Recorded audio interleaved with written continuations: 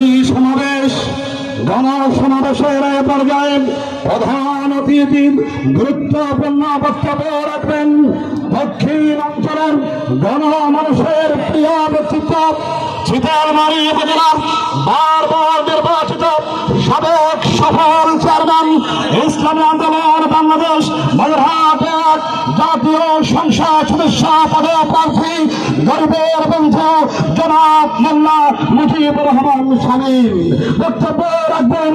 মোল্লা মুজিবুর রহমান শামীম।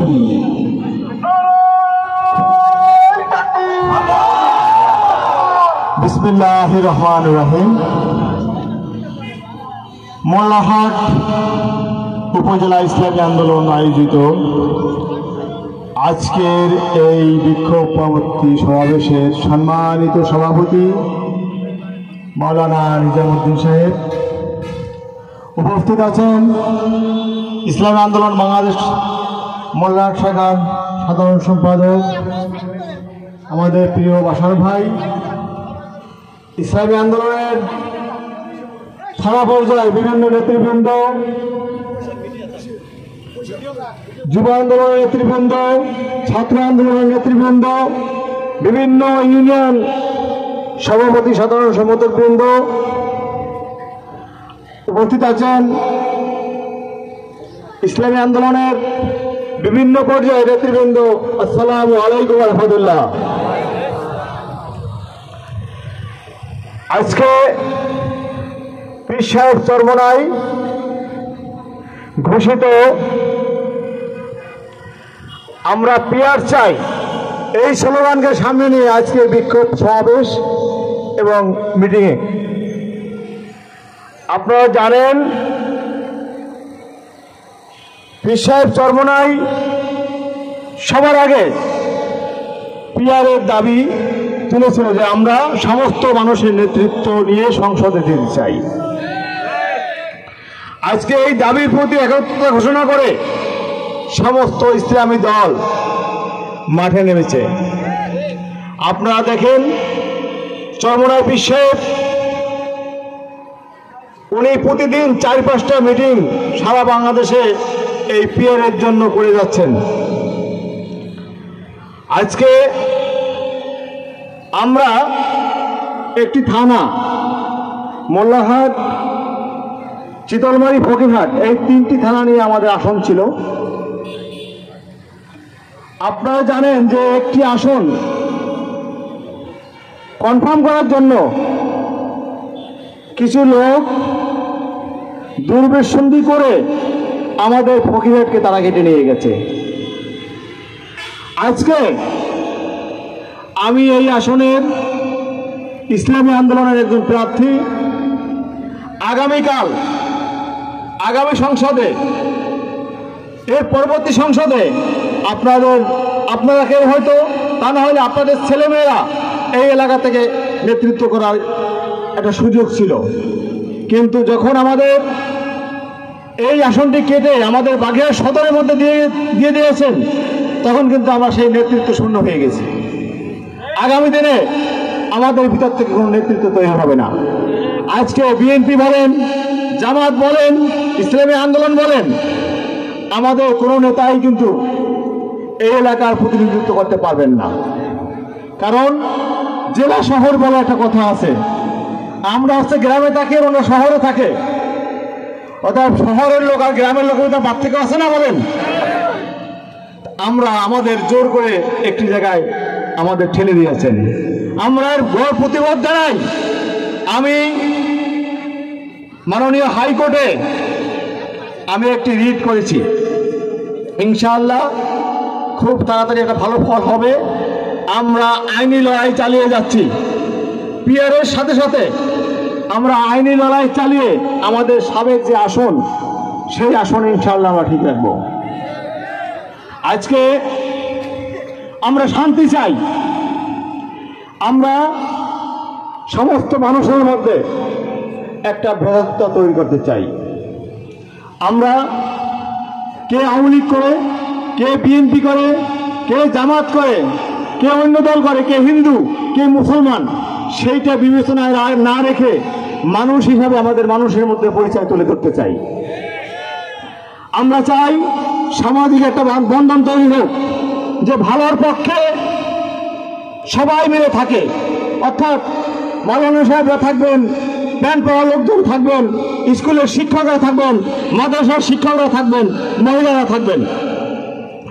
আমরা ভালো মানুষের পক্ষে থাকতে চাই। আজকে আপনারা দেখেছেন বহু দলের শাসন, আপনারা দেখেছেন কেউই কিন্তু শান্তি দিতে পারেন নাই। আওয়ামী লীগ এত বড় উন্নয়ন করার পরেও বাংলাদেশ থেকে কিন্তু চলে যেতে বাধ্য হয়েছেন, কারণ সুশাসন ছিল না। আমরা সুশাসনের ভিত্তিতে চরমোনাই পীর সাহেবের নেতৃত্বে এই দেশে শাসন ব্যবস্থা চালু করতে চাই। এই ইসলামিক শাসন ব্যবস্থা যদি চালু হয়, হিন্দুরা ভালো থাকবে, মুসলমানরা ভালো থাকবেন, যে বিএনপি করে সেও ভালো থাকবেন, যে জাতীয় পার্টি করে সেও ভালো থাকবেন, যে আওয়ামী লীগ করে উনিও ভালো থাকবেন, যে জামাত ইসলাম করে উনিও ভালো থাকবেন। কোনো মানুষের সমস্যা সৃষ্টি হবে না। আজকে যদি কোনো বড় লোকের ছেলে চুরি করে, তার পরিচয় হবে চোর।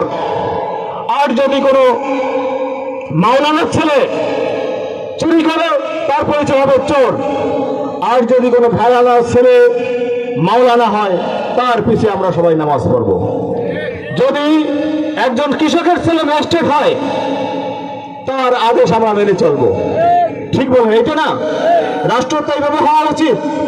আপনারা দেখেছেন ইসলামের আদর্শ, মসজিদে প্রেসিডেন্ট সাহেব নামাজ পড়তে দাঁড়ায়, তার পাশে যদি একজন ভ্যানওয়ালা বা রিক্সাওয়ালাদের আমাদের দাঁড়ায়, ওই প্রেসিডেন্টের ক্ষমতা নেই তাকে বের করে দেওয়ার, বলার সুযোগ নেই যদি পিছনে যাও। ঠিক ইসলাম এমন একটি আদর্শ নিয়ে চলে।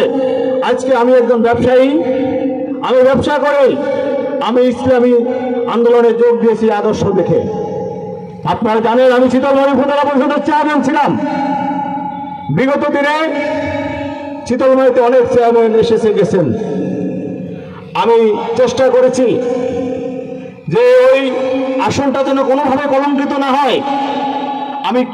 আপনারা দেখেছেন মিডিয়ায় আমি চ্যালেঞ্জ করেছি যে আমাকে 100 টাকা ঘুষ দিয়েছেন, 1000 টাকা ঘুষ দিয়েছেন, 1 লক্ষ টাকা ঘুষ দিয়েছেন, যদি কোনো ব্যক্তি বলতে পারেন, তাহলে আমি নির্বাচন তো দলের কথা কান ধরে মাঠ থেকে উঠে দেবো। আজকে বাংলাদেশের মিডিয়া বাদ দিয়ে ইন্টারন্যাশনাল মিডিয়া আমেরিকা থেকে আমার বিরুদ্ধে ষড়যন্ত্র প্রচার করে যাচ্ছেন। তারা বলতেছেন আমি ঈশ্বর শিকদারের ম্যানেজার ছিলাম, সম্পত্তির মালিক ছিলাম। তারা বলতেছেন যে আমি শেখ হেলাল সাহেবের ক্যাশিয়ার ছিলাম। এই মোল্লাহাটের মানুষকে আপনারা দেখেছেন শেখ হেলাল সাহেবের ক্যাশিয়ার দিয়ে করতে আমাকে বলেন।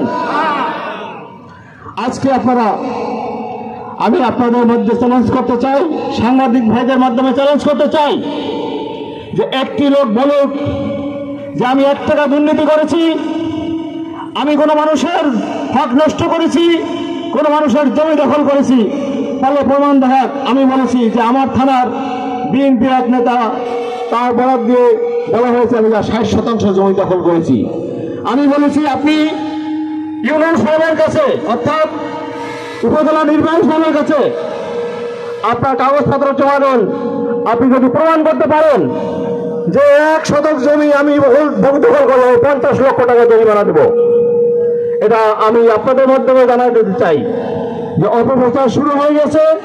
যখন ইসলামের বিজয় দেখে তখনই একটা অপপ্রচার কিন্তু আমাদের মাঝে ছড়িয়ে দেয়। আপনারা দেখেছেন আজকে বড় বড় ইসলামী দলগুলো এক হয়ে মাঠে নামেছেন। ইসলামের পক্ষে শক্তি ক্ষমতা দেওয়াটা সুযোগ হয়েছে, সেই সময় বিভিন্ন ধরনের ষড়যন্ত্র শুরু হয়ে গেছে। আমি তো ব্যক্তি মুজিবুর রহমান শামীম, আমি একজন ব্যবসায়ী। আমরা আদর্শ নিয়ে ব্যবসা করি, আমরা মানুষের কল্যাণে কাজ করি, আমরা মানুষের হক নষ্ট করি না। আমি আপনাদের বলে দিতে চাই, আপনারা গ্রামগঞ্জে মা বোনদের সমস্ত মানুষের মাঝে ছড়িয়ে দিন। আমি যদি জাতীয় সংসদ সদস্য নির্বাচিত হতে পারি, ইনশাআল্লাহ সমতার ভিত্তিতে এই এলাকার যে উন্নয়ন সবার জন্য সেই উন্নয়ন হবে। সেখানে সমস্ত মানুষ চাঁদা না দিয়ে বসবাস করবে, চাঁদা না দিয়ে ব্যবসা করবে। এখানে কেউর অধীনে থাকতে হবে না, সমস্ত মানুষের জন্য আমাদের দরবার। চরমোনাই পীর সাহেবের কাছে যখন একজন ভেড়া যায়, সেও যে হাত মিলাইতে পারে। আমরাও যখন যাই তখন আমরা তার সাথে বসে খেতে পারি, একজন ভেড়ালাও তার সাথে খেতে পারে। আমরা ঠিক ওই নীতিতে আগামী দিন ইসলামী আন্দোলনের নেতৃত্বে আজকে দেশে অশান্তি চলতেছে, বিভিন্ন জায়গা দখলবাদী চলতেছে, বিভিন্ন ধরনের চাঁদাবাদী চলতেছে, বিভিন্ন লোকের নাম ভাঙে চাঁদাবাদী হচ্ছে। এই থেকে মুক্তি পেতে হইলে আমাদের শান্তির পথে চলে আসতে হবে।